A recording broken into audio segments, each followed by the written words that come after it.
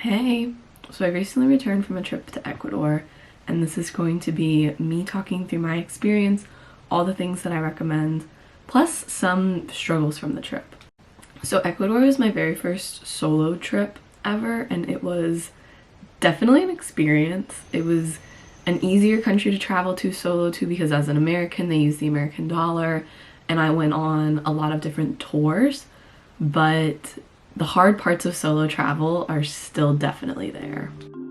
So I started the trip by traveling to Quito, and from Quito I did a bunch of different day trips.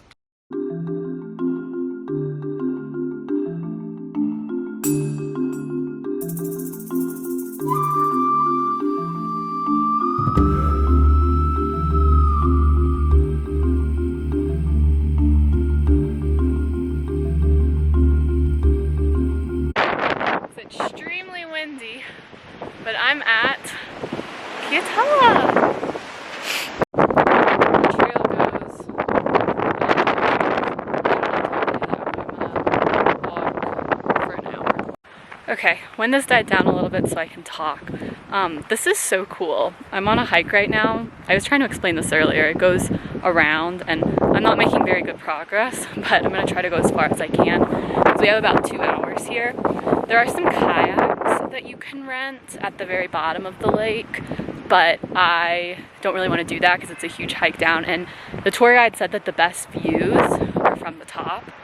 I have no idea why it's this green color, but I honestly really like it. It's so beautiful. I've never seen anything like this before, and the surrounding area is super pretty, and I'm in the Andes.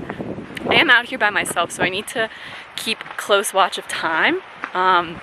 But I'm hiking, I'm in my element. This is so cool. It's so blue. I think I'm gonna hike for like 30 minutes there and then hike for 30 minutes back and then just sit for a second because it's so pretty.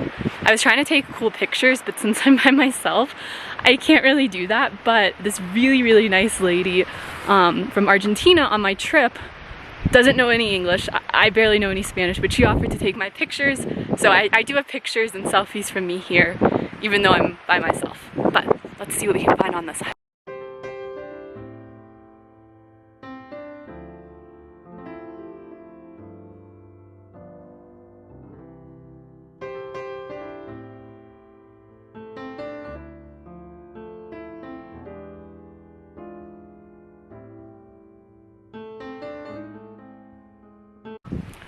I'm at a viewpoint. All the views are the same. It's kind of like the Grand Canyon, but this is I thought I saw an animal. This is very pretty. Whoa. Ooh. Here we go. Hi.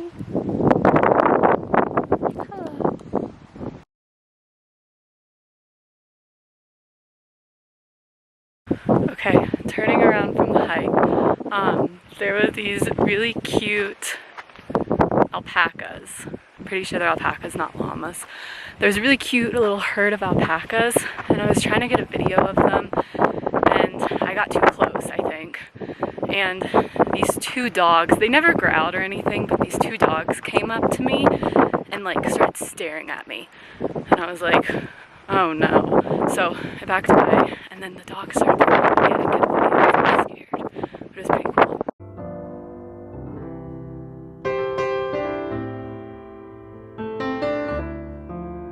The next day I attempted to hike to the base camp of Cotopaxi.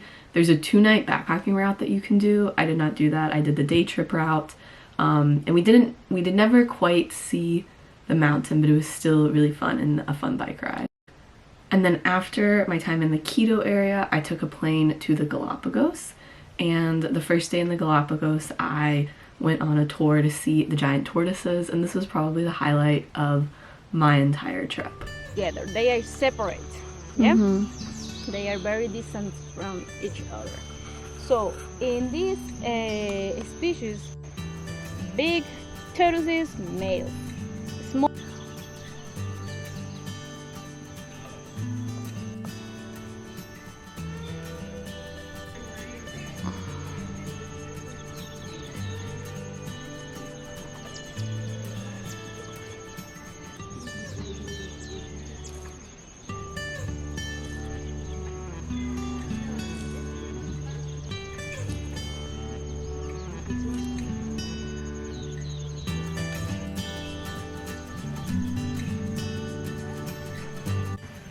currently looking at the Galapagos tortoises. This has been on my bucket list for so long, and it's so cool. They're so big. It doesn't really capture on video or camera how big they are, but they're massive. And the guide told me that when they're babies, they have a lot of predators, but at this point, when they're hundreds of years old, the only predators that they have is man.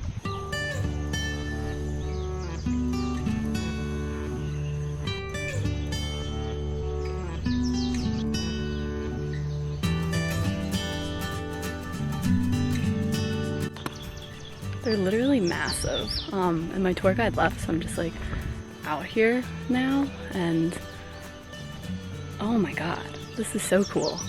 Like, they've snorted a couple times, and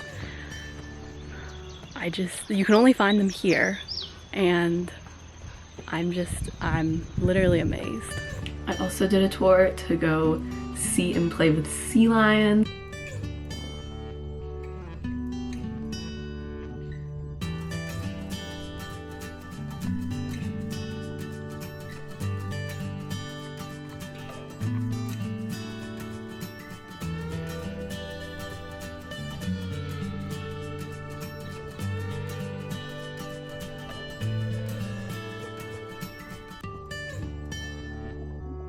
A bunch of different marine life on this snorkeling trip.